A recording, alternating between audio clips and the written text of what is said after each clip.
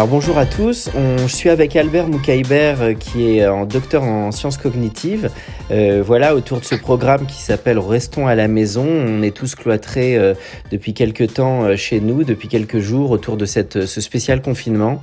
Et donc je voulais discuter avec toi Albert pour savoir comment tu vivais tout ça, ce que tu en déduis aussi sur notre rapport au temps et au travail. Voilà, c'est une discussion libre entre tous les deux sur ce sujet. Je pense que je le vis un peu comme tout le monde, à la maison. Oui. Faut sortir pour bouger un peu son corps. C'est très important de ne pas être trop sédentaire parce que on n'est pas fait pour être aussi sédentaire. Faire les courses de temps en temps et le reste à distance. Je continue un peu mon travail. Je fais mes consultations à distance, mes projets de recherche, etc. Les conférences, c'est pas encore ça, mais j'espère qu'à terme, on va pouvoir trouver des solutions. Mais le plus important, c'est de penser aux personnes fragiles et surtout au corps médical. Et on reste à la maison surtout pour eux. Bien sûr. Tu es physiquement à Paris ou tu es en banlieue de Paris? Tu es à quel endroit? Je suis à Paris. Je suis à Paris, dans mon appartement.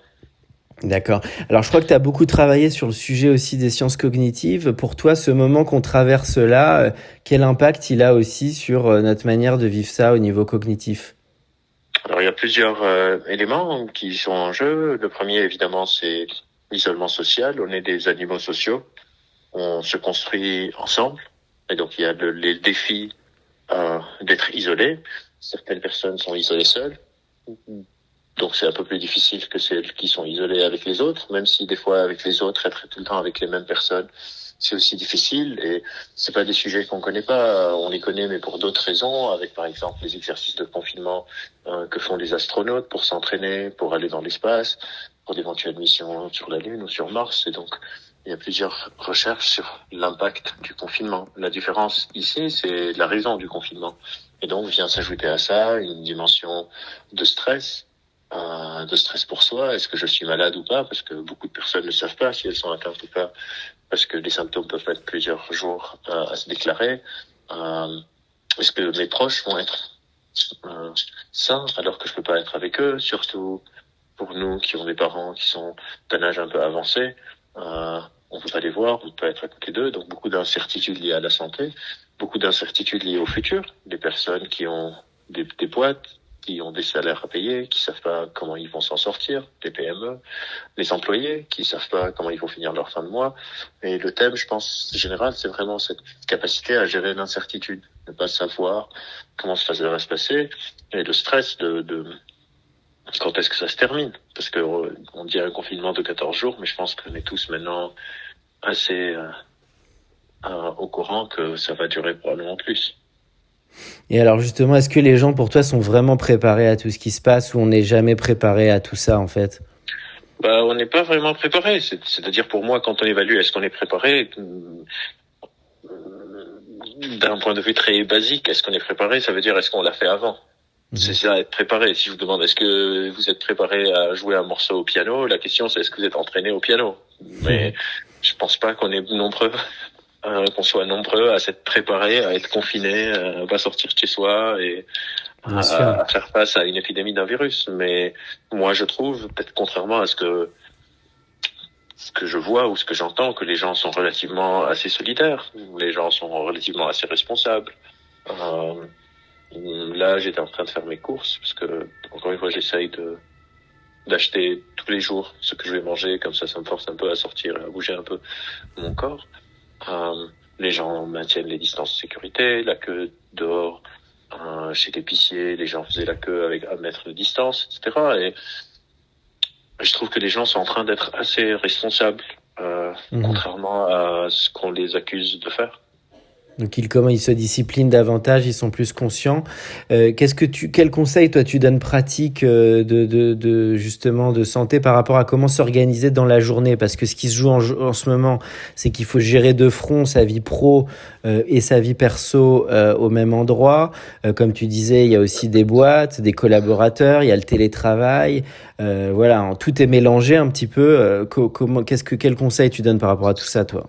Alors déjà, les situations situations ne sont pas du tout similaires. Quelqu'un qui est confiné, par exemple, avec ses enfants, n'est pas du tout n'a pas les mêmes défis et les mêmes choses qu'il peut mettre en place que quelqu'un qui est confiné seul, que quelqu'un qui est confiné en couple, par exemple.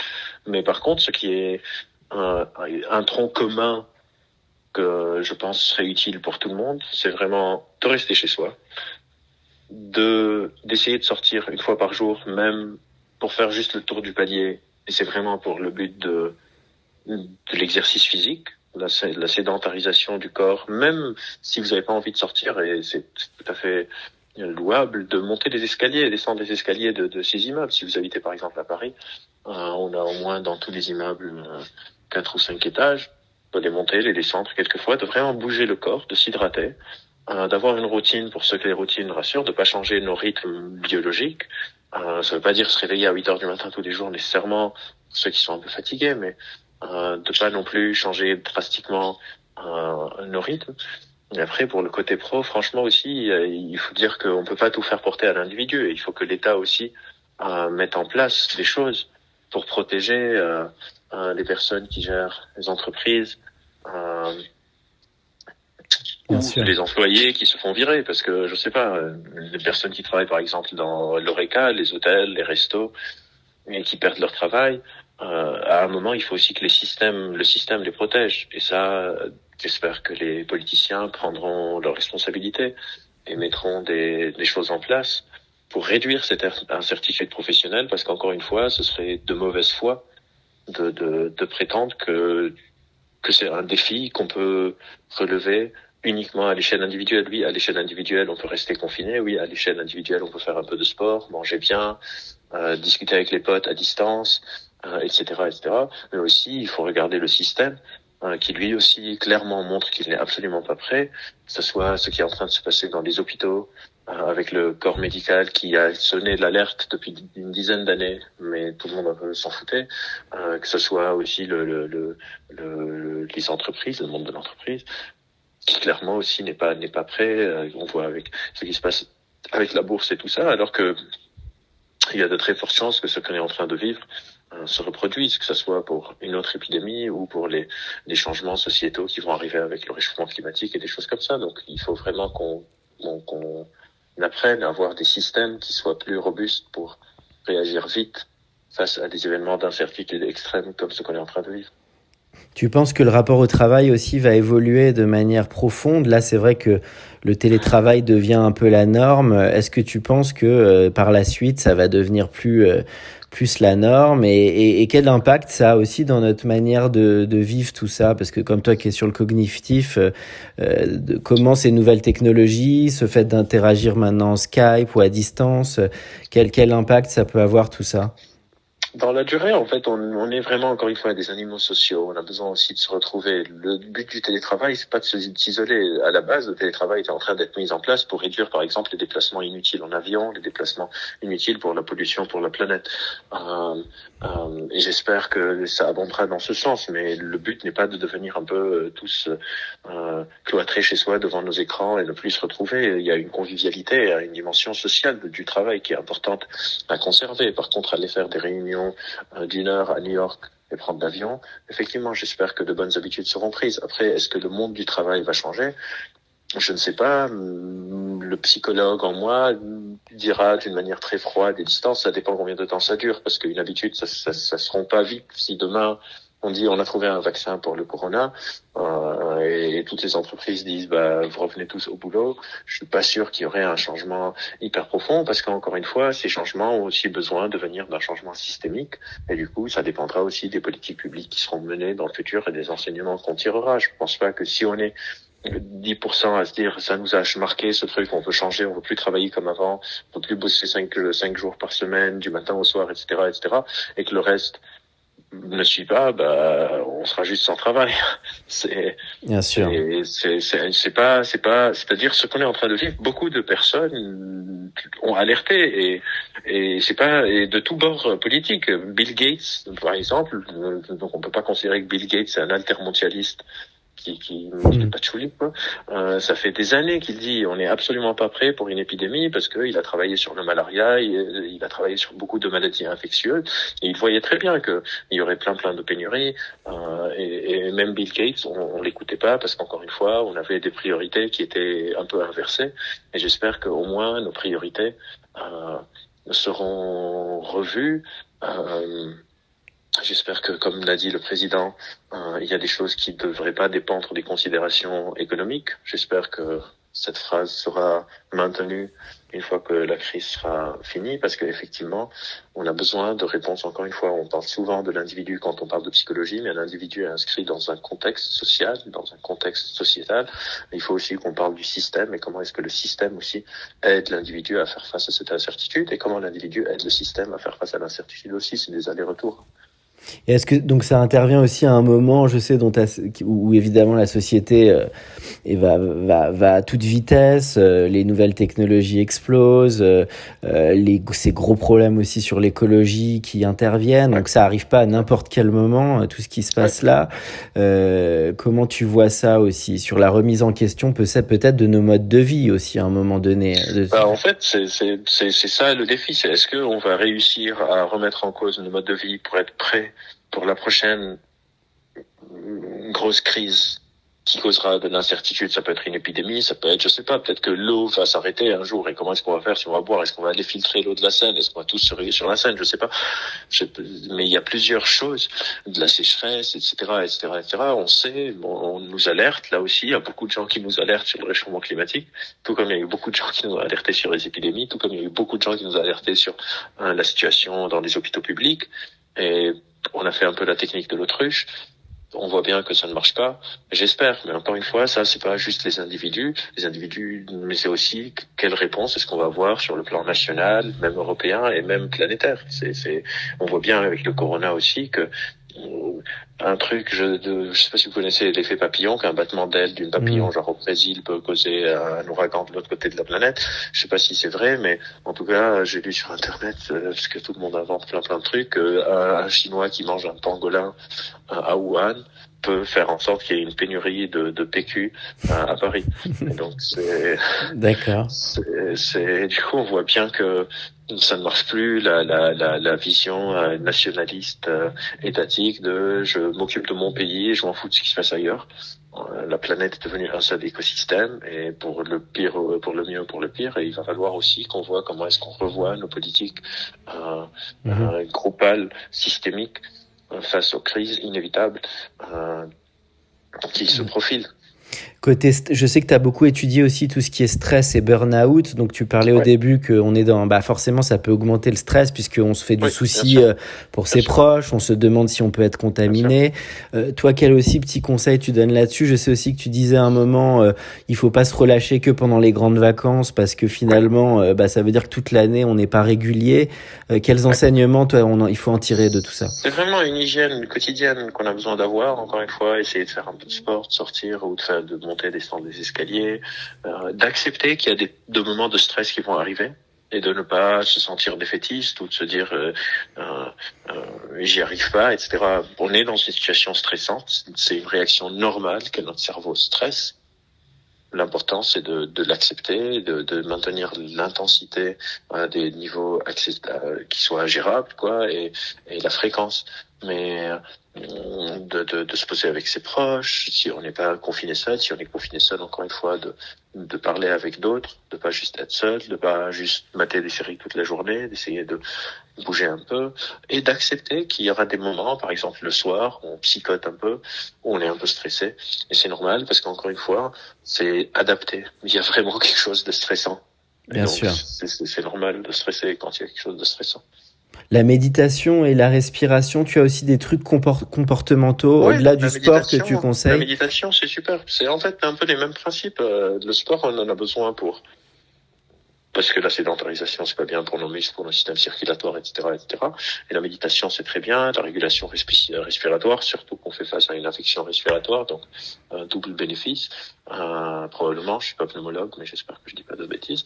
Mais en tout cas, pour le stress, c'est sûrement sur quelque chose qui est très bien. Le stress est une réaction autonomique du corps, donc des contractions des muscles, accélération du rythme cardiaque, accélération de la respiration. Et la méditation va venir contrer un peu ça, relâcher les muscles, ralentir sa respiration, ralentir son cœur, et donc, parce qu'on appelle de la cognition incarnée, désamorcer les réactions de stress et les pensées parasitantes qui peuvent venir nous troubler. Très bien. Les nouvelles technologies là-dedans, comment tu vois ça? Évidemment, on se dit quand même que heureusement que ça existe. S'il n'y avait pas de téléphone, d'ordinateur, de tablette en ce moment, ça serait quand même très compliqué. Mais en même temps, tu viens de dire, si on passe toute la journée devant des séries, c'est aussi un peu dommage. Ça ramène. C'est dommage dans le sens où si on passe toute la journée devant des séries, ça veut dire qu'on n'est pas en train d'avoir de comportements prosociaux, on n'est pas en train de parler avec les autres, et on n'est pas en train de bouger notre corps. On est affalé sur le sofa, et donc là aussi, c'est pas une très bonne chose. Après, ça veut pas dire qu'il faut pas regarder des séries. Je sais pas si quelqu'un veut se faire une saison d'une série qu'il aime beaucoup. Pourquoi pas? C'est juste de la mesure, quoi. De pas passer 8 heures ou 9 heures par jour devant une série tous les jours pendant une semaine. Si un jour je me réveille et j'ai envie de me mater toute la saison de Breaking Bad, pourquoi pas? Mais faire ça tous les jours, ça va pas être très sain, ni pour le cerveau, ni pour le corps. Toi, personnellement, tu ressens plus le besoin de te divertir en ce moment ou pas forcément avec tout ce qui se passe? Plus le besoin, non, je me divertis d'habitude aussi. D'accord. Je sais pas un secret, je joue à la console depuis toujours. Je fais genre 2 heures par jour et je continue à faire mes 2 heures par jour. Passe un peu plus de temps probablement sur les réseaux, à suivre un peu les actualités. Ça aussi, c'est très important de pas lire les actualités toute la journée. Par exemple, moi, j'ai séance sanctuarisée. Je check les actualités le matin puis le soir. En journée, je regarde rien, sauf ce que je reçois sur WhatsApp, etc. Mais sinon, je regarde pas. Ça sert à rien. Il serait d'être informé chaque minute de ce qui se passe. Ça va juste être encore plus angoissant. Je regarde bien sûr des séries, etc. Mais aussi, j'essaye de lire, de jouer de la guitare, de rien faire. Juste me poser, de discuter avec ma copine, de faire Skype avec des potes, on fait par exemple, on joue là en ligne des trucs de quiz. Bien sûr. Comme question pour un champion, genre chacun se divertit comme il peut, mais aussi des fois je fais rien. Après, chacun a son tempérament. Moi, je suis de nature un peu flemmarde, donc ça me dérange pas plus que ça, mais je comprends que ça peut être quelque chose de très très angoissant et stressant pour beaucoup de personnes.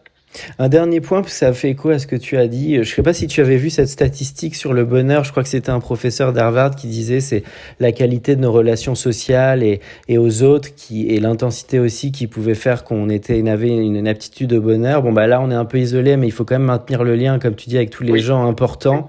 Est-ce que tu peux en parler de ce sujet qui est assez clé, de la relation aux autres? On est vraiment des animaux sociaux. C'est-à-dire, on se construit à travers les autres. On peut même se fédérer autour de concepts qui n'existent pas. Je sais pas, on est français, la France c'est un concept, on a tous décidé que ça existe, mais si on va à la frontière entre la France et l'Espagne, il n'y a pas une ligne dans le sable. On est des animaux sociaux et donc nous isoler du côté social. Encore une fois, heureusement qu'on a les téléphones, les Skype, etc., parce que c'est important d'avoir ces liens. C'est des choses qui effectivement sont très corrélées au bonheur, etc., et aussi on s'inquiète pour nos proches, donc c'est important. Les potes, il y a de plus en plus d'initiatives, des personnes avec qui parler, de personnes qui se portent volontaires, et je les recommande vivement à le faire. Bien sûr. C'est vraiment une de nos critères les plus importants, vraiment. On n'est pas fait pour être sédentaire, on n'est pas fait pour être seul. Et là, on est sédentaire et seul. Et donc, il faut corriger un peu. Tu trouves que les réseaux sociaux jouent dans le bon sens? Parce que ça peut jouer dans le doute. Ça dépend. Qu'est-ce que vous avez sur vos réseaux sociaux? Évidemment. Et l'utilité qu'on en a. C'est important. Oui, l'utilité qu'on en a, les posts qu'on voit. Moi, encore une fois, j'ai fait une sorte d'hygiène en ce moment, parce que ça sert à rien de penser à ça toute la journée. J'essaye de sanctuariser ces moments. Et le reste du temps, je lis sur d'autres sujets, quoi. Et on a vu émerger des mouvements intéressants où les gens font des apéros avec les autres en téléconférence ou jouer de la musique pour tout le monde. Ça, c'est sympa, ça. Ça renforce le côté collectif. Oui. Bien sûr, bien sûr, bien sûr. Mais si on va sur les réseaux sociaux juste pour voir que le nombre de morts augmente et le nombre de victimes augmente, etc., alors qu'on le sait, ça va juste être plus anxiogène. Mais bien sûr, il faut utiliser nos outils pour essayer de faire passer ça au mieux. Parfait. Eh bien, merci beaucoup Albert pour cette interview et eh bien, bon courage pour toute cette période Merci alors. beaucoup, vous aussi. À bientôt.